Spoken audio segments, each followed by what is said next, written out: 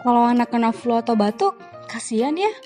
Main gak senang, tidur gak tenang. Sayang. Jadi susah nafas.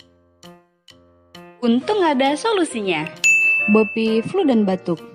Bopi ini mudah banget cara makainya. Setelah mandi, dioleskan saja ke punggung, belakang leher, dan di dada bayi.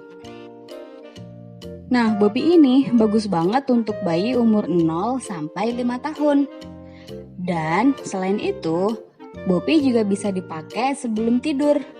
Jadi, sebelum tidur, Bopi dioleskan di dada dan di belakang leher. Nah, ini akan membuat bayi tidur tenang. Bangun tidur juga bayi kembali happy dan siap main lagi.